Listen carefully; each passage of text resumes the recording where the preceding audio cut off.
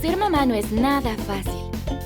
Nos toca ser psicólogas, maestras, doctoras, todólogas. Por eso hemos creado Hello Mom. Bienvenidos. Hola, bienvenidos y bienvenidas. Esto es Hello Mom by Coqueta y Audaz. Yo soy Valeria y los voy a estar acompañando a lo largo de estos episodios. En el capítulo de hoy vamos a estar hablando sobre la infancia, sobre la adolescencia y sobre todo sobre este punto en el que estas dos etapas se unen y tenemos a una verdadera experta en el tema. Hoy tengo aquí conmigo a Akira Sashida.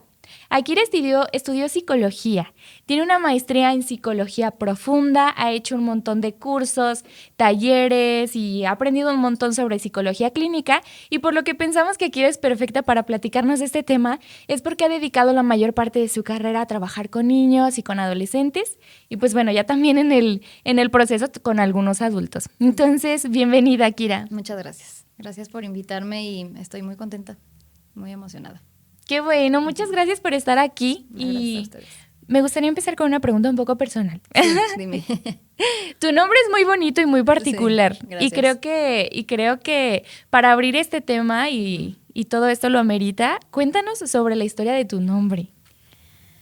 Bueno, mi nombre es un tema recurrente y Sí. que me ha acompañado a lo largo de toda mi vida, hablando como de la infancia, pues recibía muchas preguntas, muchos sobrenombres y así, porque pues es un nombre poco común. Mi nombre es japonés porque mi abuelo paterno es japonés. Okay. Bueno, era japonés, Ajá. ya falleció. Entonces, pues cuando mi mamá estaba embarazada de mi hermana mayor, platicó con mi papá y creyó que era una buena idea ponernos nombres japoneses. Entonces, esa es la historia de mi nombre. Mis papás me pusieron Akira pensando en que significaba alegría, pero la realidad es que nunca hemos sabido bien qué significa y yo lo poco que he investigado, se supone que es un nombre mixto, pero yo he visto como casi puros hombres con el nombre de Akira. Entonces, esa es la historia de mi nombre. Oh, y ya que estamos conociéndote un poquito más, ahora sí cuéntanos, Akira, ¿quién eres? ¿A qué te dedicas? Platícanos. Bueno, me dedico al acompañamiento psicoemocional. Desde que salí de la universidad. Empecé con procesos como de evaluación a niños, aplicaba algunas pruebas, como lo básico porque estaba apenas saliendo de la universidad. Y al poquito tiempo empecé a estudiar una maestría y pues seguí trabajando como en la consulta privada. Trabajé también un tiempo en escuelas, como en departamento psicopedagógico. Entonces, pues siempre he estado como en contacto con la infancia y con la adolescencia, pero mi maestría estaba enfocada en el trabajo con adultos. Entonces, también ahora trabajo con adultos jóvenes en la consulta.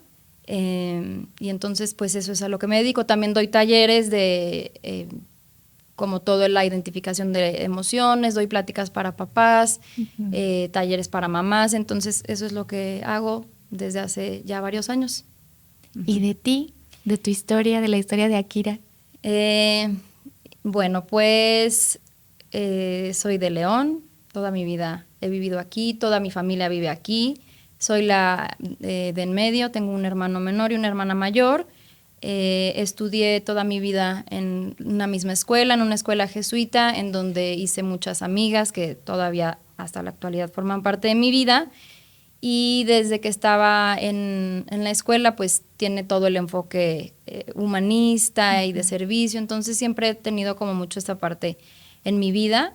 Y después en la universidad, también estudié en una universidad jesuita. Entonces pues he ido siempre como por esa línea, siempre supe que quería estudiar algo relacionado con lo humanista. No sabía bien qué iba a estudiar, pero sí sabía lo que no. Dije, matemáticas no, nunca fueron mi fuerte, la verdad. No. En números no, física, química, nada. Y medicina tampoco, mi papá es médico.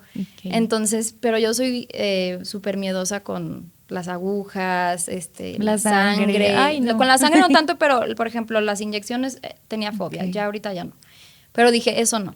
Entonces me dediqué a, pues siempre como pensando en cosas más relacionadas con lo humano, hasta que decidí estudiar psicología y la verdad no sabía bien que, o sea, si sí me iba a gustar o no. La verdad es que no fui de las que niñas de yo voy a estudiar esto. O sea, no. Tengo amigas que decían voy a hacer esto y toda la vida lo dijeron y ahora son excelentes profesionistas. Pero cuando ya entré a la universidad me di cuenta de que había elegido muy bien y desde el principio supe que era la profesión para mí. Es algo que verdaderamente me apasiona, soy muy feliz. Entonces estudié psicología, tengo 2 hijos, uno de 8 años, acaba de cumplir, otro de 4, estoy casada, vivo con mi esposo y tenemos nuestra relación es muy, muy larga, tenemos una historia muy larga, entonces, pues ahora estamos todos juntos, estoy muy contenta, me siento muy plena en este momento de mi vida y pues creo que ya. Ay, qué bonito empezar este tema con la historia de Akira, conociéndola un poquito más. Justo te quería preguntar, ¿alguna vez pensaste que ibas a estar trabajando directamente con niños o con adolescentes, ayudándolos sobre todo en algo tan intenso como es lo que sienten y lo que son? Mira, la verdad es que de adolescente sí trabajé, como les digo, como estaba yo en una escuela jesuita, pues teníamos mucho servicio social y proyectos de ese tipo, entonces siempre trabajaba con niños, ¿no? Uh-huh. O sea, como en que club de tareas o talleres que hacíamos, o siempre organizábamos cosas alrededor del trabajo con niños. Y me gustaba, o sea, sí era algo que me gustaba, lo disfrutaba, les digo, como que ahí yo empecé a perfilarme para todo lo humanista. Me gustaba cuidar niños, pero no era algo que yo decía, esto va a ser lo mío, ¿no? Cuando terminé la prepa me fui a Estados Unidos a trabajar de niñera y cuidaba 2 niños, más o menos de las edades que mis hijos tienen ahora. Era muy joven yo, o sea, tenía 18 años, yo digo, híjole, qué arriesgada, pero sí siempre tuve como este contacto con los niños y como hacía clic. Y cuando entré a la universidad, pues no sabes a qué, o sea, hay muchos enfoques, pero yo decía, no, yo no voy a trabajar con niños. Yo no voy a trabajar con niños, yo me voy a dedicar a otra área, no sé a cuál, pero como que los niños no tanto. Pero como que eran las materias que mejor me iba. El desarrollo psicológico en la infancia, por ejemplo, era algo que me encantaba. Ahí tuve un muy buen maestro que me invitó a un programa de televisión, también un capítulo me acuerdo. Entonces como que poco a poco fui viendo que era algo que me gustaba y después como que la vida siempre me va poniendo en el camino las cosas y las señales que debo de tomar, ¿no? Y entonces una maestra, muy buena maestra, me la encontré y me dijo que estaba buscando un asistente, que le platicara a mis compañeras para que mandaran como su currículum, pues les dije a mis compañeras y yo mandé el mío y yo me quedé con ella y ella es experta en el trabajo en la psicoterapia infantil, entonces con ella aprendí todavía más cosas y ella me fue ayudando como a introducirme en ese tema y cuando salí de la universidad ella era la que me decía, mira, tú puedes hacer la evaluación de este pacientito, focalizado, porque pues yo no podía dar como terapia ni acompañamientos, eran cosas como muy específicas. Uh-huh. Y ahí fue cuando me empecé a trabajar con niños. Entonces, como trabajaba con niños, pues ya después los procesos de acompañamiento, la psicoterapia y demás es mucho de recomendaciones.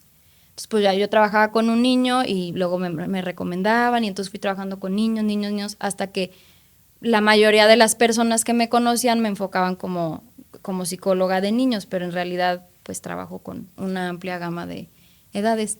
Entonces no me imaginaba así como tal. De hecho, te digo, yo decía, yo no voy a trabajar con niños, pero pues la vida. Heme aquí, ajá. Oh, sí. Entonces yo creo que ya tenías ahí esa espinita ahí guardada. Sí, yo creo que sí. Oye, ya entrando un poquito más al tema, me gustaría que platicáramos como de esto de las etapas, ¿no? Uh-huh. La infancia y sobre todo la adolescencia, qué edades componen, uh-huh. ¿Cuáles son las principales características? Bueno, la infancia comprende pues desde el nacimiento hasta los 10 años más o menos. Okay. Ahorita la Organización Mundial de la Salud dice que la adolescencia va de los 10 años a los 19, uh-huh. Pero hay veces que empieza la adolescencia antes, termina después, o sea, es como, no es una regla, pero es más o menos el rango de edades. Okay. La infancia, pues es la etapa, hay también diferentes etapas en la infancia intermedia, la tardía, entonces van pasando diferentes cosas en cada una de las etapas. Cuando son muy bebés, pues tiene que ver con todo, conocer el mundo, lo conocen a través de la mamá, del papá, de quienes se los mostramos, ¿no? Y es cuando empiezan a explorar, empiezan a desarrollar como sus características de personalidad desde muy chiquititos. Todos nacemos con un tipo de temperamento, que de hecho traigo un libro que habla justo de eso, y es de nacimiento el temperamento. Entonces ya desde que nacemos traemos ciertas características que van a marcar pues nuestro destino, por así decirlo, ¿no? Pero influye mucho en cómo los papás hagan todo el trato y el contexto para que se favorezca un desarrollo saludable de los niños. Entonces, desde muy chiquitos, pues es esto, van pasando como por etapas, hay mucho crecimiento pues a nivel neurológico, con todo lo que tienen que lograr como caminar, gatear, caminar, sentarse, todo eso, ¿no? Ya más en etapas más intermedias o cuando los niños empiezan a, por ejemplo, entrar al preescolar, pues pasan otro tipo de cosas porque se dan cuenta de que no son los únicos en el mundo. Y entonces ahí empieza como un tema importante de decir, híjole, pensé que yo era el único y hay un chorro iguales a mí. Entonces ahí empieza como, los niños son egocéntricos por naturaleza y pues ahí empieza a bajar esto de no, y tengo que ceder. Pero cuando están en preescolar, pues todavía como que están explorando, ¿no? Y juegan y no hay tanto problema y interactúan más fácil o se juntan y luego no, y ahí van como aprendiendo. Cuando pasan a la primaria es un brinco muy importante porque ya empieza como todo más hacia la independencia, ¿no? O sea, ya es pues la jornada más larga, hay más exigencia, aunque pues siguen estando como más cobijados en la primaria menor, por ejemplo, pero son como lapsos muy marcados de situaciones que los niños van viviendo que hay que acompañarlos. Nunca hay que dar por hecho que es como, pues es lo que sigue o lo que le toca. Cada cambio de los niños, cuando entran al preescolar, cuando pasan a la primaria, cuando pasan a secundaria, cuando cambian de maestros, son cosas que impactan en ellos porque el mundo está cambiando y entonces yo tengo que irme preparando para todos estos cambios. Entonces, les digo, hay como muchos cosas importantes en todas las etapas. Obviamente la infancia es súper importante.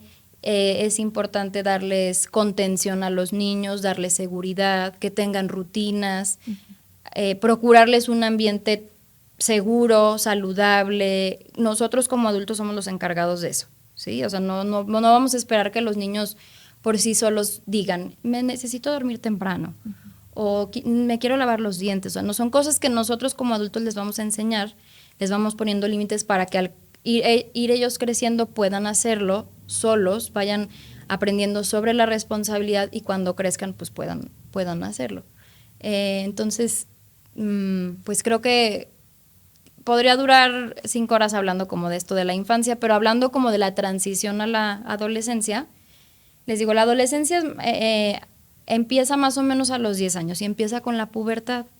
La pubertad tiene que ver con todos los cambios físicos, hay una despertar como de las hormonas y entonces hay una revolución corporal importante y entonces cuando empiezan todos estos cambios, las niñas entran primero a la pubertad, los niños tardan un poquito más y pues es con todos los cambios físicos y entonces ya se puede ver más claramente que están pasando a otra etapa. Esto es más o menos como, ¿qué será? ¿Los 11 años, 12? Puede empezar desde los 10, o sea, incluso hay niñas que empiezan desde antes, ¿sí? Por ejemplo, con el crecimiento del vello, en las niñas su primera menstruación, el cambio en la voz, el cambio corporal, pues, pero puede empezar desde más pequeñas. Pero un promedio más o menos a los 10, 11 años. Los niños entran un poquito más tarde. Entonces estas características físicas se empiezan a ver y después viene toda lo que es la etapa de la adolescencia como tal y es todo la revolución pues a nivel de las emociones, mental, el desarrollo del cerebro y es una etapa muy compleja. que implica muchísimos cambios y ajustes al nuevo mundo del adolescente. Por eso les digo, yo les diría que no hay que dar como por sentado que es la etapa que sigue y ya, a ver qué, ay, pues es normal, no porque sea normal hay que dejarlo pasar, hay que acompañarlo, hay que informarnos, porque sí es una etapa compleja. La infancia obviamente es complicada, tiene sus retos, todas las etapas tienen sus retos, educar es una labor muy importante, pero sí en la adolescencia es mucho más complicado porque pues ya se va afianzando la personalidad y ya no es como un niño pequeñito que te dice, sí, mamá, no, papá, sí, sí quiero esto, o no, no me gusta tanto, pero bueno, te acompaño. No, en la adolescencia es ya, ay, qué flojera. No, no quiero, guácala, no me hablen, quiero encerrarme en mi cuarto. Entonces, tolerar todo esto es complicado, ¿no? Entonces Claro. hay que saberlo acompañar. Y como papás, ¿cuáles crees que sean como los principales como errores que cometemos en estas etapas? Sobre todo en la adolescencia, que siento que cuando son pequeñitos es más controlable, creo, ¿no? Y ya cuando llegan a esta etapa es como que descontrol total. Sí. ¿Cuáles son los principales o los errores más comunes que tú has notado? Pues mira, creo que es esta parte de que a veces nos falta informarnos más. Creo, esa es una. Como también el mundo va cambiando, ¿no? Y entonces ahorita las generaciones de ahora son muy diferentes, como con todo el acceso que hay a la información, redes sociales, internet y todo, la verdad es que se han complejizado las cosas. Entonces, yo creo que sí es bien importante estar como actualizados de qué es lo que les gusta a los adolescentes, en qué andan, qué cosas usan. Yo les digo a los papás, bajen TikTok y pónganse a ver más o menos qué es lo que está en tendencia, o Snapchat, o qué música se escucha ahora, qué programas ven, porque luego no saben, o sea, no tienen ni idea de lo que ven y la verdad es que influye mucho los gustos como para que puedas abrir un canal de comunicación con tus hijos, que creo que esa es otra cosa difícil, que muchas veces la comunicación se cierra, porque los adolescentes suelen poner su barrera y rechazar y no, pero la realidad es que también necesitan a sus adultos de confianza, a sus papás, por más que se pongan en su postura de no, ya no necesito, ya estoy grande y necesitan de ellos. Y yo trabajé un tiempo en una escuela en secundaria, entonces en secundaria yo era tutora y daba una clase y entonces parte de mi trabajo era entrevistar a los adolescentes. Entonces como para ver cómo iban y platícame de tu familia, qué haces, y yo les preguntaba como de hay algo que no te guste o que quisieras cambiar y me decían extraño mucho a mi papá, trabaja mucho o casi no convivo con mi mamá. Entonces yo ahí dije, o sea, claro, siguen necesitando de ellos, ¿sí? O sea, por más que se crean adultos, no lo son. Entonces es como, no den por hecho que ya crecen y no los necesitan. Claro, a lo mejor en diferente forma. Esa es otra cosa. Hay que buscar de qué manera podemos acercarnos a nuestros hijos adolescentes. Lo que les digo, investigar sus gustos, sus intereses, por más que sea algo que nada que ver con nosotros, no importa. O sea, hay veces que me dicen, es que le gusta esta música y no, o sea, yo nada más de escucharla es súper deprimente y yo creo que mi hijo está deprimido y entonces por eso, y yo les decía, no lo has escuchado, es súper interesante, esta cantante que le gusta hace su propia música, tiene su estudio y entonces me dicen, ay no, entonces es como ir investigando. Otro error o algo que dificulta mucho como el vínculo es esta parte de esperar que actúen como adultos, ¿sí? O que tengan este sentido común, o es que le digo, y es que cómo es posible que haya hecho esto, o cómo no se le ocurre tender su cama, o cómo, o sea, no se les ocurre, ¿sí? Y platicando un poquito de esto, los límites. Creo que también esto de poner reglas o acuerdos comunes es muy importante, ¿no? También. Sí. No, es básico. O sea, los límites se ponen desde el nacimiento. O sea, desde que los niños son bebecititos, ya estamos empezando a poner límites o deberíamos. Como, por ejemplo, de recién nacidos, la rutina. A qué hora se duerme, si todas las noches lo bañan a la misma hora, si le ponen algo de musiquita en el día, dormirse en la noche que esté todo oscuro, dormir sus siestas a tales horas. Conforme van creciendo y empiezan ya a comer alimentos sólidos, pues darles la comida a las mismas horas. O sea, desde chiquititos les vamos poniendo límites porque a nosotros establecer una rutina y límites con los niños les estamos dando seguridad en su ambiente. Los niños nacen y están a expensas de lo que los adultos hacemos con ellos.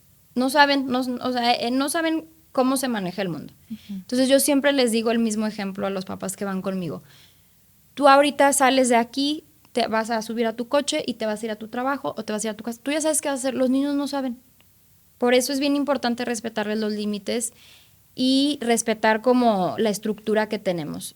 Y siempre pasar por ellos a la misma hora a la escuela. Digo, si un día pasa que se te hace tarde, no pasa nada, pero no de un día a las 2, otro día a las 3, otro día se queda hasta el último esperando, porque es como de si van a llegar o no van a llegar o qué va a pasar, y entonces eso angustia mucho.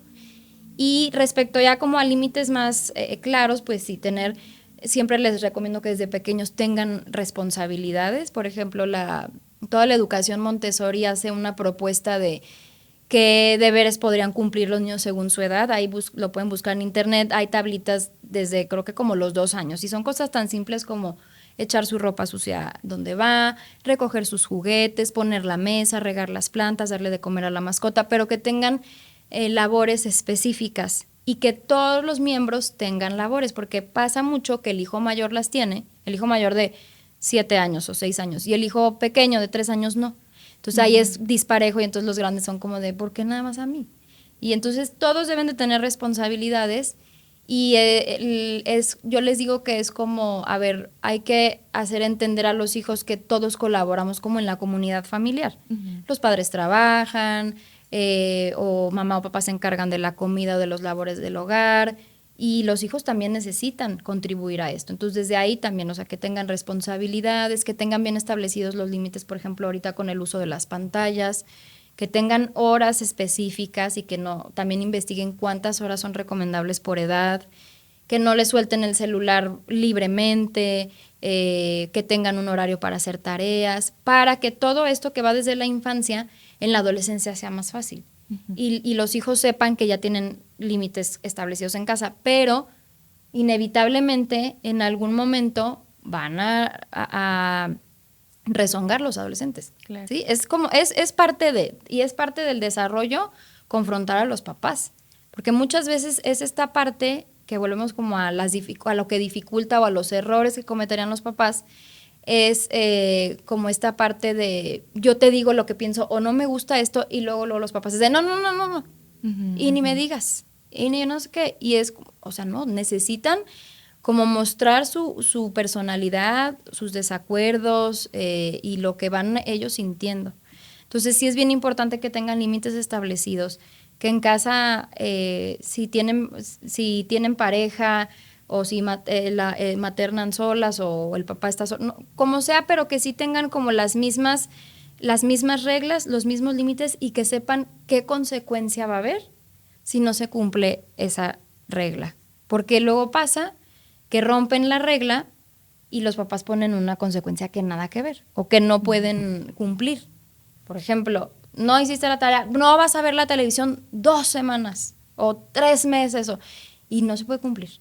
Entonces no la cumplen y los hijos son de, no la cumplió. Ajá, ni lo cumple. Y luego dicen, mi mamá ni cumple los castigos, ¿no? Esa es otra cosa que les sugiero. Manejen más el término de consecuencias, porque las consecuencias le estamos enseñando al niño, a la niña, al adolescente que es su decisión y no es nuestra decisión. Tienes que hacer la tarea para que puedas salir a jugar un rato al parque. O tienes que recoger tu cuarto para que puedas irte a la fiesta o para ver la televisión. Y si no, vas a tener esta consecuencia. Tú decide. Sí, es lo que te corresponde. Tienes que hacerlo. ¿Cuál sería una consecuencia pequeña adecuada? Como esto, para que justo lo puedas cumplir. Es que depende mucho de la familia, de los valores de la familia, de la cultura de la familia, porque todas las familias son distintas. Pero, por ejemplo, hablando del tema de la televisión o de las tablets o los dispositivos, sería como, no sé, les digo, establezcan bien las horas, no pueden usar de preferencia no usar todos los días las pantallas, no más de depende de la edad, pero no más de 1 hora o 2 horas máximo, dependiendo como de la edad, pero podría ser de, a ver, no cumpliste con lo que te correspondía, no vas a poder ver la tele mañana, ¿sí? O vas a ver 15 minutos menos de televisión, o sea, como de poquito, porque lo tienen que cumplir, que es lo que les digo, si no lo cumplen, no cumple, entonces, ¿qué caso tiene? Entonces, nada más te peleas tú como mamá o como papá, se desgasta mucho la relación y no se cumple la consecuencia y no van a aprender. La idea también es que eduquemos hacia la responsabilidad y no a la obediencia. Claro. ¿Sí? No estamos sometiendo, esta es otra parte importante, hay que cuestionarnos para qué estamos educando y criando, para que nos obedezcan sin chistar o para que aprendan, ¿sí? Porque venimos de generaciones muy autoritarias, y porque yo lo digo, y porque yo mando, y porque no, y entonces es como, ¿cómo quieren que sus hijos desarrollen su identidad si a todo es porque yo digo? O no, tú ni digas, o tú ni... Entonces es bien importante como, a ver, ¿por qué estoy poniendo esta regla? ¿Por qué estoy poniendo esta consecuencia? O hay veces que, y es normal, yo también, para mí ha sido muy determinante el que cuando yo fui mamá, y empecé como con toda esta parte de, pues ya entenderlo en la práctica, o sea, ya decir, ya tengo un hijo y ya no es tan fácil, o sea, de verdad es bien complicado. Entonces sí, obviamente va a haber momentos en los que pues vamos a flaquear o no vamos a ser constantes en ciertas cosas, pero la idea es que sí seamos constantes, que nos cuestionemos mucho por qué estoy educando, que también seamos flexibles, porque a veces nos enganchamos en cosas bien simples, como de, pero te dije que el calcetín, y luego ya lo piensas y dices, no, a lo mejor no era para tanto. Sí. ¿Y qué pasó? Que se desgasta la relación. Entonces, sí tenemos que estar bien como conscientes, y lo que yo les recomiendo, les digo, es escribirlo, porque, a ver, ¿cuál es lo negociable? ¿Cuál es lo no negociable en mi familia? ¿Cuáles son los límites? ¿Cuáles son los valores que yo quisiera transmitirle a mis hijos, a mi familia? Y de ahí ya es más fácil poner como un límite y una consecuencia. Ay, está súper interesante todo esto que nos estás platicando, Akira. Y hablando un poquito de este tema también de la identidad, ¿no? ¿Cómo podemos como ayudar a nuestros hijos a tener o a construir esta identidad de una manera como saludable, sin como ser tendenciosas, por ejemplo? Sí, yo creo que va a ser inevitable que seamos algo tendenciosos. Les digo, este libro que después les voy a recomendar, habla de todas las expectativas que tenemos hacia nuestros hijos y que muchas veces pues los educamos con base en eso, no en lo que es el niño por sí solo, ¿no? Entonces, con la identidad es algo que se ve muy evidente en la adolescencia, pero se construye desde chiquititos. Entonces, lo que yo les recomiendo es como respeten los gustos de sus hijos, pregúntenles, a ver, ¿y qué te gusta? Y luego los niños son como mucho de modas, les encantan los superhéroes y luego los coches o los deportes, el fútbol. Y muchas veces es como de, no, es que en la familia somos de básquetbol. Somos de básquetbol y le tiene que gustar, y a fuerza le meto el básquetbol y él, no me gusta. O sea, a mí me gusta el atletismo. Y es como, no, porque toda la familia somos de básquetbol, o sea. Y desde ahí, pues ya vas a, ¿qué mensaje le das? Que pues no, tus gustos pues no son relevantes en esta familia porque todos tenemos que ser iguales. Y aunque obviamente nuestros hijos son parte de nuestro reflejo y pues el temperamento también es genético y los educamos en nuestro contexto, en nuestra forma, pues los hijos también tienen sus propios gustos. Entonces, desde muy chiquitos, respetarles tal cual su identidad, que les gusta, darles oportunidad de que ellos elijan cómo vestirse, elegir si van a un restaurante que elija qué quiere comer. Digo, obviamente orientado por los papás, porque luego es como de... Quiere visten, quiere coca, o solo quiere comer dulces, o se visten, o hay un evento formal y se quieren vestir con short amarillo, playera roja, tenis morado, y no sé, hay lugares en los que no se puede, esos son los límites. Okay. Pero, por ejemplo, si un día salen por un helado y se quiere vestir así, no importa, déjenlo. Sí. Con el vestido de Frozen. Con el vestido de Frozen a todos lados, no pasa nada. Hay que decirle, a ver, tenemos a lo mejor una fiesta o alguna reunión que sí necesitas llevarte cierta ropa, entonces puedes elegir entre esto y esto. Ah, claro. ¿Sí? Pero sí como darles oportunidad de que ellos vayan desarrollando su identidad y su independencia también, ¿no? En esta parte que luego imponemos mucho o se da por hecho de como que ni les preguntamos. Y es como de, ¿quién te dijo que eso me gusta? O sea, tenía una paciente una adolescente, que una vez me platicó que le celebraron su cumpleaños y que le llevaron un pastel de chocolate. Y entonces fue es que era tu favorito cuando eras niña y el pastel de chocolate que te encanta. Y ella me decía, pero es que no, ya no me gusta. Ya no les dije que ya no me gustaba, ahora mi favorito es el de cajeta. ¿Sí? O sea, como que ¿alguien le preguntó? No, dieron por hecho que como de chiquita le gustaba ese, le compraron ese. Es un ejemplo como pequeño, pero de muchas cosas que luego vamos dando por hechos como adultos. Claro. ¿Sí? Y entonces, si queremos que tengan una identidad positiva, que tengan autoestima, que sepan poner límites ellos, que sepan cuál es su valor, hay que respetarlos desde la casa. ¿Sí? Claro. Porque a veces yo quiero que mi hijo sea de esta forma, o el contrario.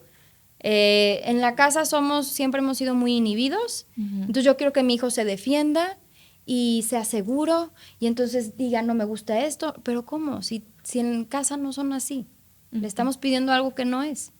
Entonces sí creo que obviamente sí podemos vamos influyendo en los gustos de nuestros hijos porque les vamos enseñando y luego sí compartimos cosas con ellos. Por ejemplo, a mí me gusta mucho leer cuentos con mis hijos y entonces pues les gustan los cuentos, pero porque es una actividad que hacen conmigo. Entonces pues sí les van gustando cosas similares, pero también tienen su propia personalidad. O sea, nuestros hijos son independientes de nosotros, no tienen por qué ser una copia y gustarles todo, ni cumplir nuestros sueños frustrados, Ay, sí. ni cumplir con todas nuestras expectativas. No, ellos vienen al mundo a desarrollarse y a aprender con nuestra ayuda.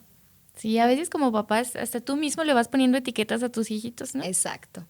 Luego el problema es cuando se las compran y no son tan buenas y ahí, ¿verdad? Sí, total. Qué bueno que tocas ese punto porque influye muchísimo la forma en la que nosotros pensamos a nuestros hijos o a los niños con los que tratamos, porque también muchos adultos acompañan las infancias, ¿no? Los maestros, los psicólogos, mamá, papá, los abuelos. Entonces, muchas veces tenemos como esta idea de este niño o esta niña es así. Entonces le vamos diciendo, es que eres bien olvidadizo, es que eres bien olvidadizo, es que eres bien olvidadizo, hasta que dice, sí, soy olvidadizo. En vez de decirle, a ver, tienes que poner más atención en esto.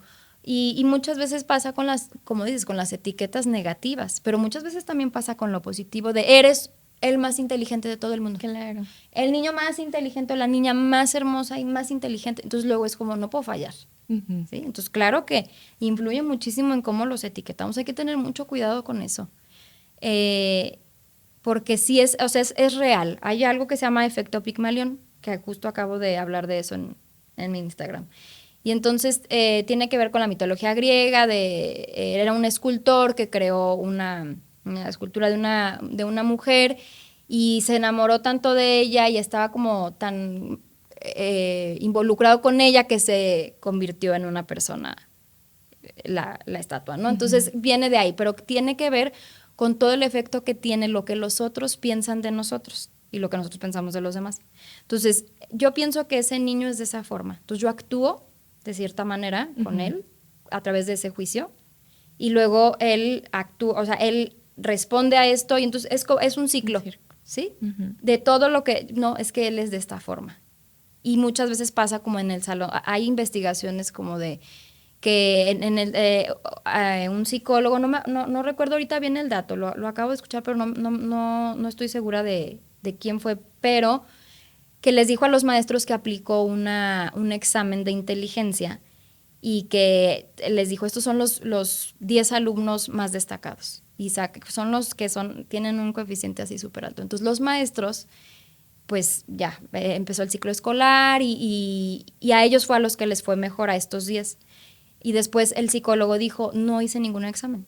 Yo solamente al azar dije, estos 10 son los más inteligentes, entonces los maestros ya actuaban en función de eso, de este es bien inteligente, entonces soy más paciente, me dedico más a ti, te pongo más atención, digo, no, tú tienes talento, y a los otros pues como que no tanto. Entonces, claro que influye muchísimo las etiquetas que tenemos, lo que les decimos, y a veces no tenemos que decírselos, ¿eh? A veces con nuestro propio actuar, porque luego muchas veces los papás dicen, no, pero ni le digo, no, pero ni se da cuenta, no, pero lo actúas. Claro. Sí, lo actuamos, lo que no se dice se actúa, entonces sí hay que tener muchísimo cuidado con eso. ¿Y esto cómo va ligado en la autoestima de los niños? Pues completamente ligado. ¿Por qué? Porque les digo, los niños vienen al mundo, cuando nacen, pues es a aprender del mundo, ¿no? Y yo, ¿quiénes les enseñan el mundo? Pues los adultos que están a su cuidado. Y entonces, es mucho cuestionarnos como adultos qué expectativas tengo de mi hijo, de mi hija, del niño con el que estoy, porque lo mismo, lo que hablamos de las etiquetas, porque yo voy a actuar de cierta manera con él. Y entonces, si yo pensaba que mi hijo iba a ser de cierta forma, o mi alumno, o cualquier niño o niña, voy a actuar de una manera. Y entonces puedo mermar muchísimo todo el tema de su identidad, de su autoestima, porque yo pensaba que mi hijo iba a ser destacado en esto y no es. Entonces me irrito, soy intolerante, o digo, es que ¿por qué no puedes hacer esto? O tu hermano sí lo hace, o sí. Entonces claro, es como no respetar que aparte todos los seres humanos tenemos dificultades en diferentes áreas. Como yo les decía al principio, yo para las matemáticas fui un caos. Siempre, no se me dan las matemáticas. Y entonces, imagínate que mis papás hubieran esperado que yo fuera algo de eso, o que mi papá fuera un matemático destacado, cosas así, pues hubiera crecido muy frustrada respecto a eso, ¿no? Entonces, influye muchísimo en el autoestima porque le vas diciendo, no eres bueno en esto, no eres valioso, o no cumples con lo que yo espero de ti, y entonces no te quiero tanto. No que se lo digamos así, a ver, aquí quiero hacer la aclaración. Los niños se van dando cuenta de todo, son muy observadores, y no es que ellos vayan pensando, sí, y esto, hicieron esto, y mi mamá, pero claro que se van dando cuenta de lo que está pasando. Y entonces, para los niños todo tiene que ver con que mis papás me amen y mis papás me acepten y sea valioso para mis papás. Y entonces, si yo hago algo que no les gusta tanto, porque son tan observadores que todo el tiempo están como de, como y que si mi mamá hago está esto, enojada. si le pico aquí, ¿qué? Pero es mucho de, mi mamá está como triste, hoy mi papá viene enojado. Y luego, y como les dije al principio, son egocéntricos y entonces todo lo vuelcan a ellos. Y entonces, hice tal cosa y como que mi mamá hizo una cara media rara, entonces yo creo que no le gustó lo que hice, ¿sí? Entonces, claro que influye muchísimo en eso. Y a ver, siempre hay extremos. Como que llegar al punto medio es lo más complicado, lo ideal, ¿no? Como al punto de equilibrio. Entonces, muchas veces puede pasar que las expectativas y las exigencias son súper altas hacia los hijos. O por otra parte, lo que te digo de, eres el más inteligente, eres bonito. A ver tu dibujo, ay, wow, está hermoso, es el mejor dibujo que he visto en toda mi vida. Claro que nos dan ganas de hacer eso, pero muchas veces se habla mucho de describir lo que los niños hacen. Oye, vi que te está saliendo mejor, o le pusiste muchos colores, a ti te gusta, a ver, ¿tú qué piensas? Porque luego es, ¿te gusta? ¿Te gusta? Es como mucho la validación de los adultos. Y también es decirles a ellos, ¿a ti te gusta?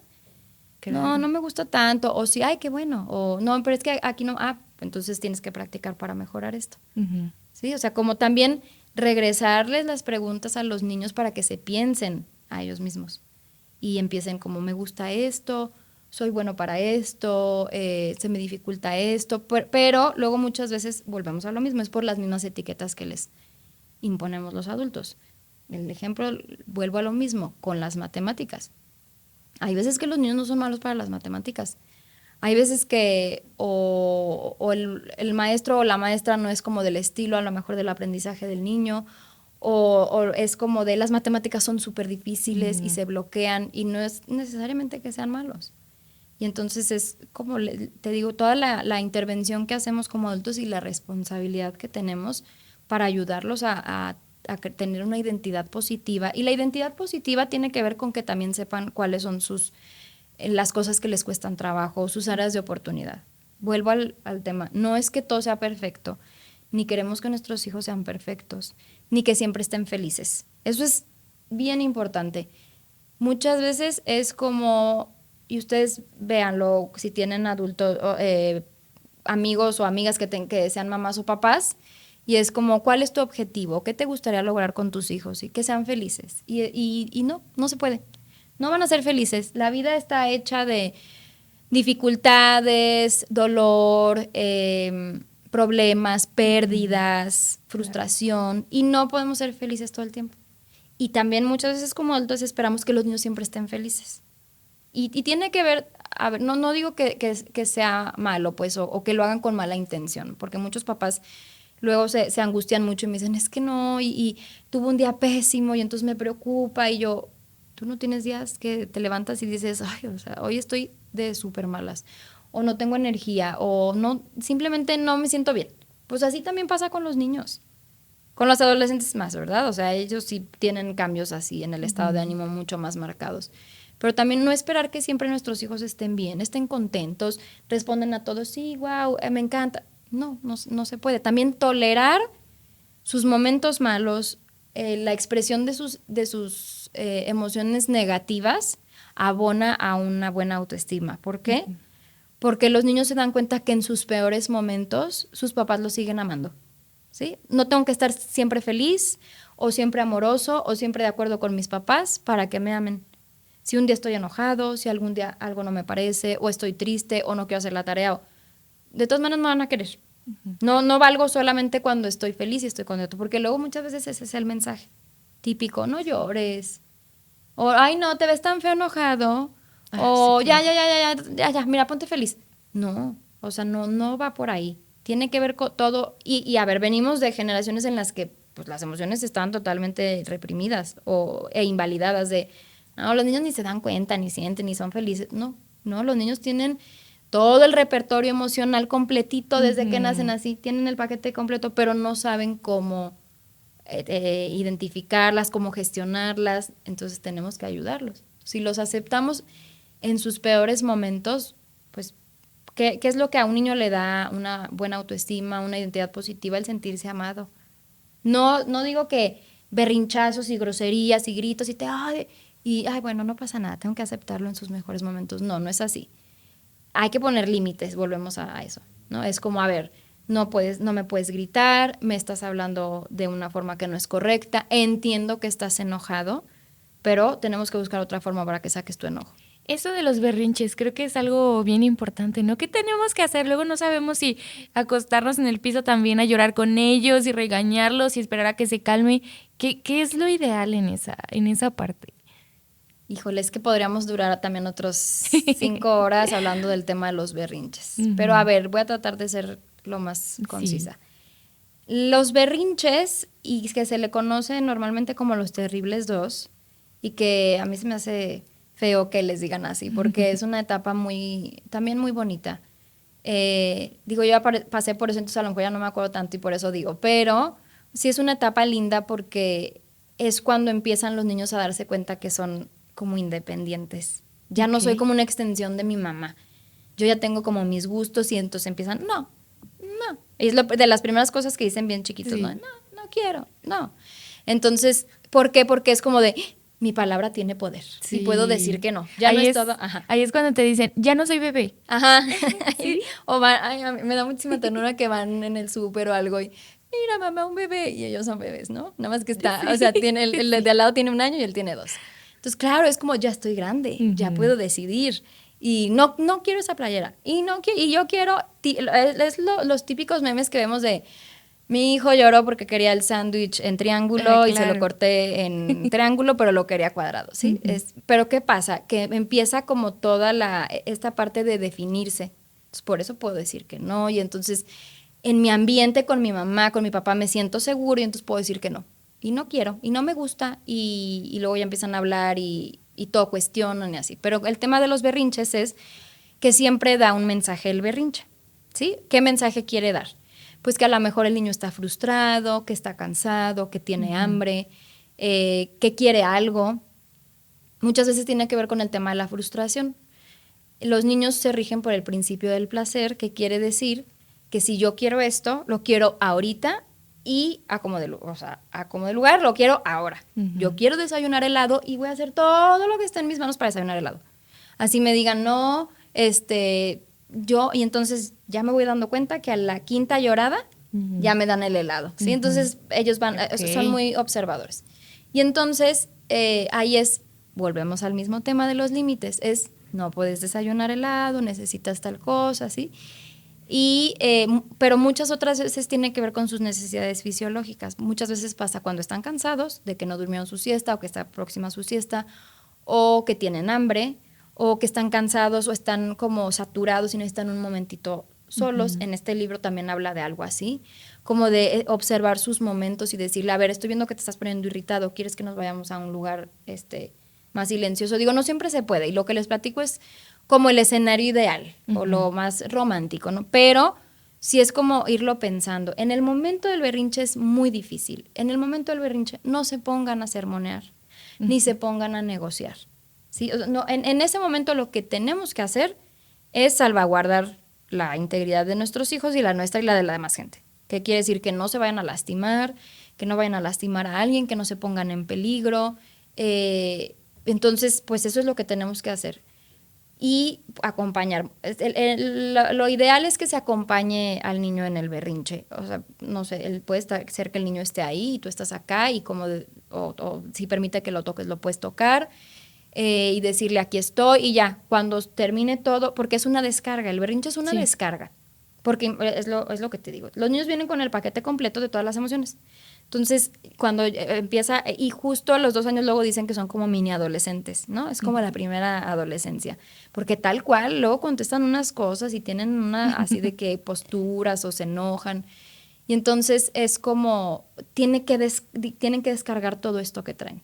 Entonces, si son muy recurrentes los berrinches, si son de mucha intensidad, si ya tienen 5 años, por ejemplo, 6 años, y los berrinches siguen siendo muy intensos, entonces hay que ver qué es lo que está pasando, ¿sí? Algo está sucediendo y entonces hay que pedir como la orientación de un profesional, porque todo el tema, te digo, el tema de los berrinches tiene que ver con algo de que va evolucionando, es algo adaptativo, y hay niños que tienen berrinches más grandes que otros, porque depende mucho como del temperamento, pero sí lo ideal es como acompañar en ese momento, sacarlo como de la situación también puede funcionar, porque si está en una fiesta, por ejemplo, con amiguitos, compañeros, si está haciendo un berrinche de pataleta y de que lágrimas, mocos y demás, pues mejor hay que llevarlo a otro lado para que no esté expuesto ahí, ¿sí? Ni dejarlo solo, ni nada.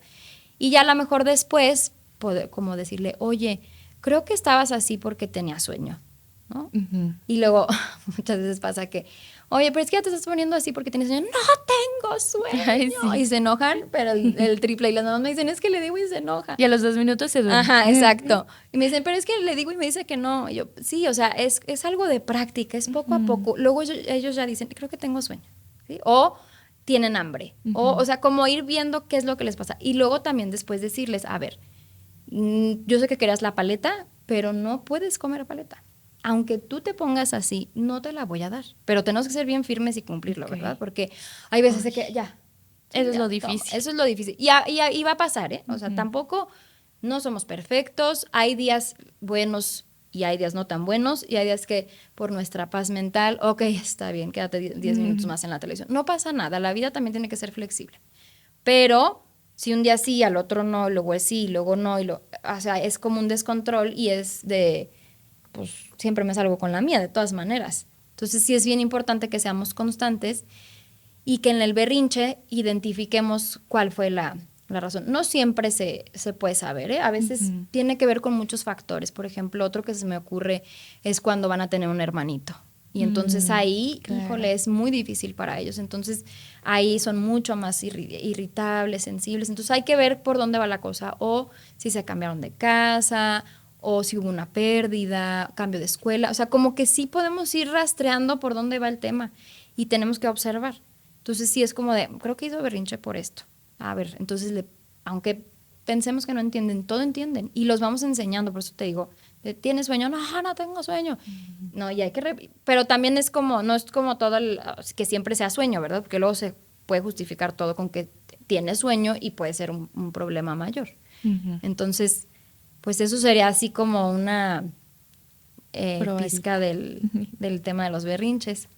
Sí, hay algo que me da mucha paz, es que Akira siempre dice, esto es flexible, no pasa nada, no te agobies, porque es demasiada información, parece que tenemos demasiadas cosas que estar viendo y que estar observando, y sí las tenemos, pero que no pasa nada, que es un proceso, que hay que acompañar, que se trata de estar en constante aprendizaje también como papás, ¿no? Que eso es clave, y pues también Akira nos trajo unas cositas que quiere compartir con nosotros, unos libros para que empecemos como a ir por el caminito. Sí, correcto. Bueno, me emocioné un poco. Traje algunos, miren. A ver, Sí. traje algunos de la adolescencia, pero Ay, sí. a mí me gusta mucho en la consulta, en los talleres y con mis hijos también, trabajar con cuentos. Los cuentos son una herramienta mágica y hay muchísimos, de todos los temas que se puedan imaginar. Yo he encontrado cuando hay como situaciones de divorcio, la muerte de algún familiar o que el amiguito se va a otra escuela, o sea, como cosas tan específicas y cosas también generales. Traje los más como generales que tiene que ver con las emociones. Estos no son cuentos. Por ejemplo, este se llama Emocionario y tal cual es un diccionario de las emociones. Entonces trae como tú buscas, por ejemplo, este es el remordimiento y aquí trae como su dibujo, ¿no?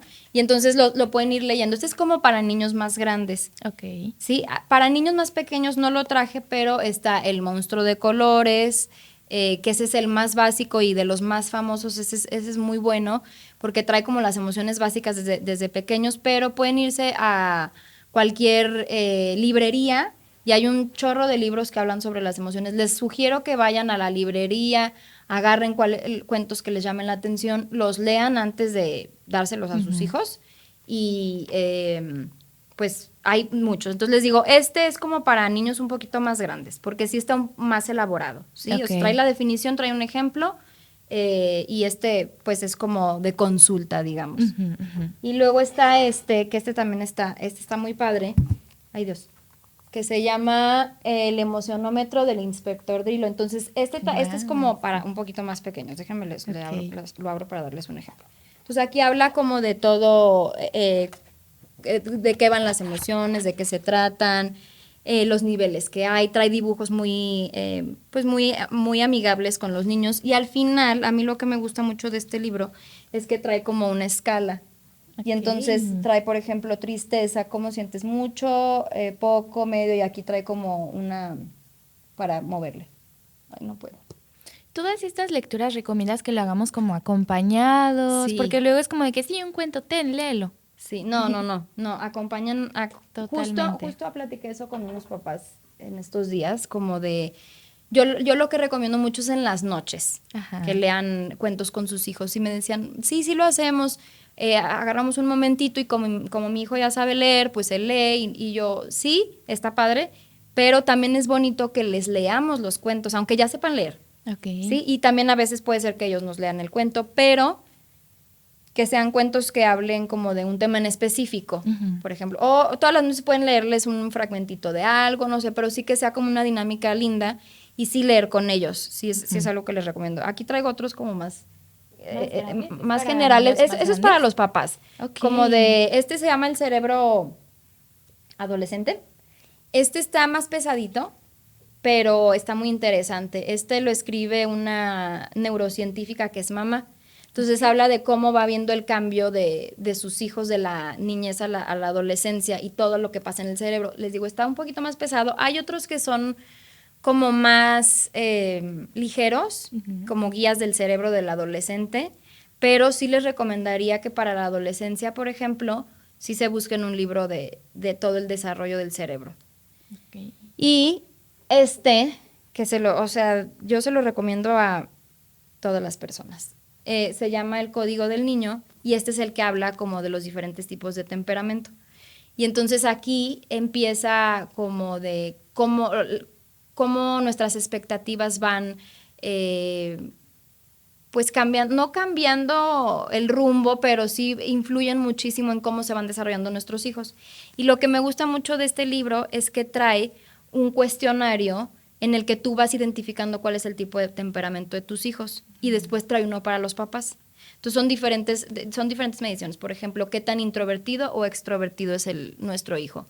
qué tan emocional es, qué tanto se puede adaptar como a las normas y a las reglas, y entonces ahí tú vas poniendo en una escala, entonces vas viendo como por dónde va tu hijo y te ayuda como a sacar el mejor potencial de su temperamento y de su personalidad. Pero hay un montón. De verdad, hay muchísimo acceso ahora a la información. Pueden buscar en internet como desarrollo de la personalidad a los 5 años y ahí van viendo. O sea, también hay que tener cuidado con cuáles fuentes consultamos, pero en internet hay unas muy confiables y también libros, les digo, cuentos. Yo sí les recomiendo que en la medida de lo posible todos tengan como una mini biblioteca para sus hijos que hablen de temas de las emociones. Hay una infinidad de cuentos muy padres. Yo de repente también en mi cuenta de Instagram les voy recomendando cuentos y libros. Y entonces, bueno, eso es así como lo más general. Yo me hubiera podido traer muchos más, pero no quise verme. Muchas gracias, de verdad es que esto estoy segura que les va a encantar, nos va a encantar. Y ya para terminar, Akira, me gustaría que nos dieras un consejo. Un consejo puede ser relacionado al tema o no, pero que tú creas que es valioso para las personas que nos están escuchando. ¿Qué sería? Bueno, un consejo sería que nos informemos sobre lo que es la vida emocional de nuestros hijos. Lo repito, es bien importante saber en qué etapa están nuestros hijos, qué podemos esperar, qué cosas son normales, qué cosas ya no son normales. Este sería como un consejo más práctico de algo que todos deberíamos de hacer. Pero otro consejo que doy específicamente a las mamás y con lo que tú decías es que sean compasivas con ustedes mismas. La maternidad es un trabajo difícil, demandante, es muy gratificante, pero también nosotros estamos al servicio de nuestros hijos y les estamos prestando todo lo que somos para que ellos crezcan bien. Entonces mi consejo sería que no sean tan duras con ustedes mismas, que trabajen en ustedes, que tengan como sus espacios para ustedes. Sé que es difícil, pero siempre se puede lograr, ¿sí? Hasta lo más simple como el cafecito de la mañana y tener ese momento de conexión con nosotras y decir, a ver, cómo me siento, por dónde voy, y no olvidarnos de esta parte nuestra de mujeres y de que somos seres independientes de nuestros hijos, porque luego ya nada más tenemos como bien encasillados en este papel de mamás. Y por último, como lo que llegamos a comentar de como en toda esta idea Montessori es que se siembra en la infancia y se cosecha en la adolescencia, entonces es que, a ver, ¿qué estoy plantando? ¿Cómo lo estoy cuidando? ¿Si lo estoy regando o a veces se me olvida? ¿O si estoy poniendo la tierra que necesita? Porque, pues sí, la adolescencia tiene que ver con muchísimos cambios, retos y necesitamos estar preparados. Entonces, bueno, eso sería algo que me gustaría decirles. Ay, muchas gracias por habernos acompañado en este episodio. De verdad que fue maravilloso. Disfruto mucho esta plática. Muchas gracias. Muchas gracias por invitarme. Y muchas gracias por habernos escuchado, por habernos visto. No se olviden de seguirnos en nuestras redes sociales. Nos encuentran como Hello Mom by Coqueta y Audaz y nos vemos en el siguiente. Muchas gracias. Adiós. Encuéntranos en www.coquetayaudaz.com/Hello Mom, Spotify y en las redes de Coqueta y Audaz, YouTube, TikTok e Instagram. Nos escuchamos pronto.